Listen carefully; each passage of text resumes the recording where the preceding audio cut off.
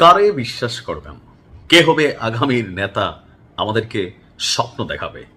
সব যেন কথার আড়ালে নিজেদের সুযোগ সুবিধা আখের গোছানোতে ব্যস্ত এনসিপির প্রথম সারির কেন্দ্রীয় নেতা যারা এমপি হয়েছেন বা হন নাই, প্রত্যেকের ক্যারেক্টার যদি আপনি বিশ্লেষণ করেন, হাসনাত আব্দুল্লাহ, তাসনিম জারা, এই দুইজন ছাড়া বাকিদের প্রত্যেককেই আপনি দেখবেন আঙুল ফুলা কলা গাছ।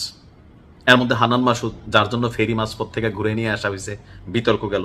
আচ্ছা, এবার কাফি হুট করে আমাদের মধ্যে কন্টেন্ট ক্রিয়েটার, তবে একটু কি বলা হয় যে ধরেন চাপা চোপাতে একটু বেশি মারেই, যাই হোক কন্টেন্টের বেলা এটা মানানসই ছিল, কিন্তু এখন তার বিরুদ্ধে যে অভিযোগ আসছে যে খেপুপাড়া সরকারি মডেল প্রাথমিক বিদ্যালয়ের রেকর্ডভুক্ত জমি দখল করে রাস্তা নির্মাণ করছে। কেন?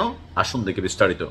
ঘটনার প্রেক্ষাপট হচ্ছে কাফির নিজ এলাকা পটুয়াখালীর কলাপাড়া উপজেলার, সেখানে একটি স্কুল হচ্ছে খেপুপাড়া সরকারি মডেল প্রাথমিক বিদ্যালয় সরকারি, যে আপনার স্কুল কর্তৃপক্ষের দাবি হচ্ছে বিদ্যালয়ের জমির উপর রাতের আধারে রাস্তা নির্মাণ করা হয়েছে এবং এতে বাধা দিতে গেলে প্রধান শিক্ষককে হুমকি দেওয়া হয়েছে।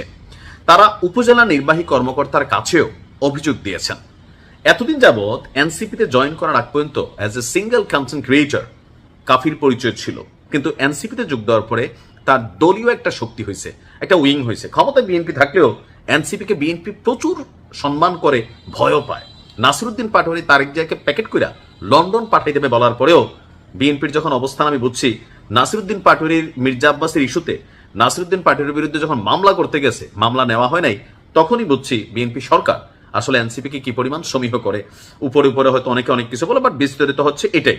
তো যার কারণে এনসিপি এই যে তাদের রাজনৈতিক একটা শিকড় মাটির গভীরে গাড়ছে, এমনকি সরকার কোথাও না কোথাও হয়তো অনেক নমনীয়তা পোষণ করছে, এগুলোকে আসলে পুঁজি কাজে কইরা কাফি কিন্তু এই ঘটনা ঘটাইছে বলে আপনার সেই বিদ্যালয় কর্তৃপক্ষের এটা তাদের অভিযোগ। এখন কাফির কাছ থেকে আমরা কি তথ্য পাচ্ছি? কাফি বলছে সে কারো জমি দখল করে নাই, তার দাবি হচ্ছে তিনি প্রকৃত মালিকের কাছ থেকে আইনগতভাবে জমি কিনেছেন। ওই জমি নিয়ে দীর্ঘদিন আদালতে মামলা ছিল, আদালতের রায়ের ভিত্তিতেই জমি হস্তান্তর হয়েছে এবং নিজের জমিতে যাতায়াতের জন্য রাস্তা নির্মাণ করছেন। ফ্যাক্ট কিন্তু জমি দখল না, ফ্যাক্টটা হচ্ছে রাস্তা নির্মাণের জন্য সে যেই জমিগুলা ব্যবহার করছে, যাদের তাদের জমিগুলা তিনি কিনছেন কিনা, কিনেন নাই। অর্থাৎ যে কোনো জায়গায় একটা জায়গার ভ্যালু তৈরি হয় আপনার রাস্তার উপরে। তো কাফি যে জায়গাটা কিনছে, এটার রাস্তা না থাকায় সে নিজে এখন একটা রাস্তা তৈরি করতেছে। অন্যদিকে বিদ্যালয় কর্তৃপক্ষের বক্তব্য হলো জমিটি এখনো সেই স্কুলের নামেই রেকর্ডকৃত এবং আদালতের রায়ের বিরুদ্ধে আপিল তারা বিচারাধীন অবস্থায় আছে। তাদের মতে আপিল নিষ্পত্তির আগেই ওই জমিতে রাস্তা নির্মাণ করা উচিত ছিল না। বিষয়টি প্রশাসনের নজরে এই মুহূর্তে আছে।